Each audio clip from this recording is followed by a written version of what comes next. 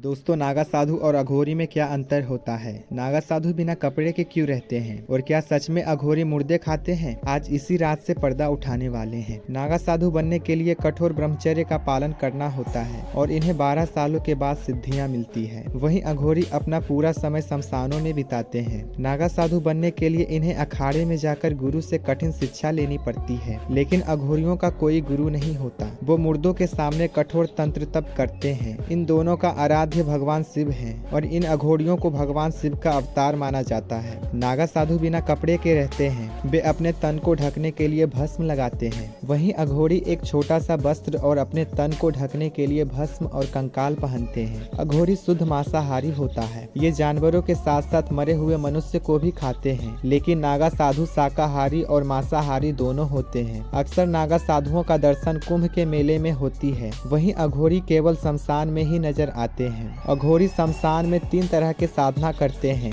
पहला शमशान साधना, दूसरा शव साधना और तीसरा शिव साधना। इस पथ को साधारणतः अघोर पथ कहते हैं। नागा साधु और अघोरी बाबा की तपस्या जितनी कठिन होती है, उतनी ही उनके पास अद्भुत सिद्धियां होती है। नागा साधु मनुष्यों को भगवान के विशेषता के बारे में बताते हैं, वहीं अघोरी अपने तांत्रिक सिद्धि से मनुष्यों के समस्याओं का निवारण करते हैं। जीवन को जीने का अघोर पंथ उनके लिए अपना ही एक अंदाज है और ऐसे अघोर पंथी साधक को अघोरी कहते हैं। इसमें कोई संदेह नहीं कि नागा साधु और अघोरी परिवार से दूर रहकर पूर्ण ब्रह्मचर्य का पालन करते हैं। साधु बनने की प्रक्रिया में जीवित होते हुए भी इन्हें अपने परिवार का त्याग करना होता है, अर्थात यह अपना श्राद्ध तक करा देते हैं। अपनी तपस्या के दौरान ये कभी भी अपने परिवारजनों से नहीं मिलते, क्योंकि ऐसा कहा जाता है कि साधना के दौरान मोह माया का त्याग जरूरी है। यानी अघोरी उसे कहा जाता है जिसके भीतर से अच्छे बुरे, सुगंध दुर्गंध, प्रेम नफरत, ईर्ष्या मोह जैसे सारे भाव मिट जाएं।